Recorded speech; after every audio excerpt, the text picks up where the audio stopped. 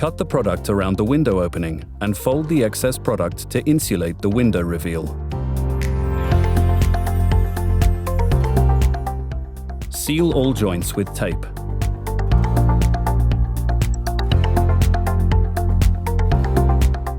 Fix battens to receive plasterboard.